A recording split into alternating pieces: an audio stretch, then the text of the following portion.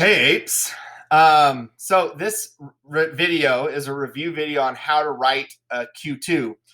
Since that's what you're going to be doing this year for your AP test, you're just writing a Q2. So let's review and talk about what you should do on your test next week. We're going to use 2019 as our example. And when you're given the essay prompt, the very first thing you want to do is read the prompt and annotate it so that you know what you should be preparing to write. So this prompt says, carefully read the following excerpt from William Dean Howells' novel, The Rise of Silas Lapham.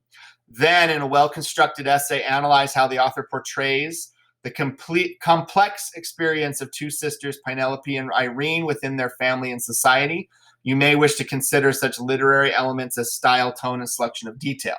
So the first thing is we always want to look for fluff stuff, right? Things that are helping us to understand the universal concept that they want us to talk about. In a Q2, though, they don't normally have a lot of that stuff. So really, just this first sentence is all the prep, the fluff stuff that we have. They give us the name of the novel and the name of the author and the year that it was published, and that's it. So as you're thinking about your intro, you're going to have to think about, what do I want to write as my fluff to kind of lead the reader in. Then I'm going to highlight our tasks. So one task is to analyze how the author portrays the complex experience of these two sisters within their family and society. So you have to identify and define what is complex about this experience. What is complex? And they use that word complex because, remember, on that sophistication point, they want you to find two diverging ideas, two things that contradict each other, and then go into depth about those two things. The other thing is, just like in all Q2s, they want us to identify literary elements, literary devices as we're doing this identifying the complex experience. So they want us to use how it is written to help us explain the complex experience. And they gave you 3 examples. They gave you style, tone, and selection of detail. You do not have to use those because they use the word such as, right? So you can choose those, and then, if they've given them to you, then they're going to work, but you don't have to. The final thing that we normally do is we circle words that we may want to use. And so I would say, like, I'm probably going to use two sisters. I'm probably going to use complex experience. I'm going to use their names. And then I want to use family and society. And those are probably the key words that I want to use, make sure I use in my essay. After you mark up your prompt and you know exactly what you're supposed to be doing, you want to make your T-chart. And so your T-chart, you have very little space down here to do that. But one side of your T-chart is going to be literary devices. So you're going to be looking for, okay, what literary devices do I see in this text as I'm reading through it? And then the second one for this one would be the complex experience. And so you would have to, think about, okay, what is complex about this experience as you're going through? Once you have those two, then you can start reading and annotating. And if you can, I don't know if they're going to let you, but if you can, I would highlight lines and that you maybe want to use during your essay. And you're looking specifically to add things to this literary devices list during that read through. And so you're going to read and annotate your text. And then I would spend maybe 3-4 minutes thinking about and brainstorming, okay, what are the literary devices that I see?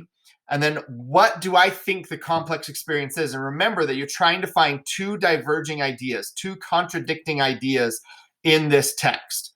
So then once you have your lists done, you want to look at your literary devices and think about, okay, not necessarily what are the easiest ones to do, but what literary devices do I feel confident that I could do some significant analysis on?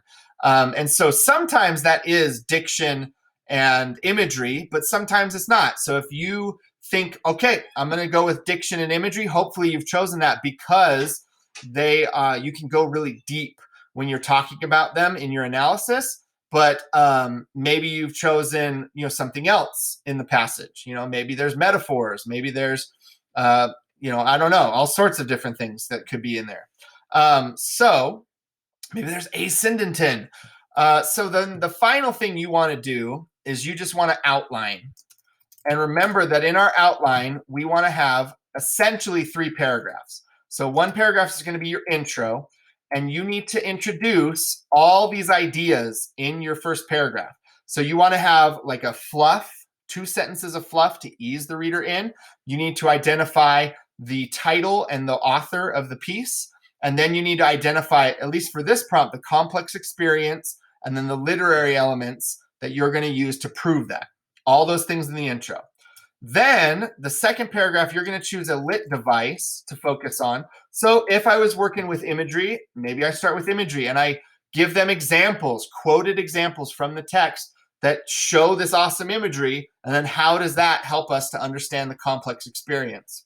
And then the third one is a second lit device. Each paragraph is going to focus on a literary device. And I think that a lot of students forget this intro, but it's a quick 2-second little thing that you're going to jot down that's going to help you to think about, okay, where do I need to go next? And then just start writing.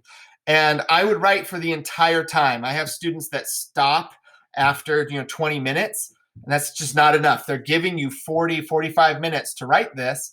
And so you should use the full 40 to 45 minutes and try and get as deep in your analysis as possible.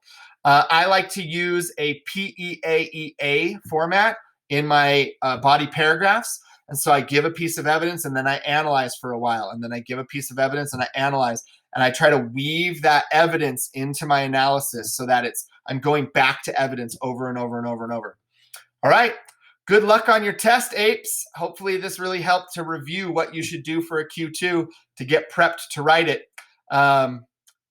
See ya. Good luck.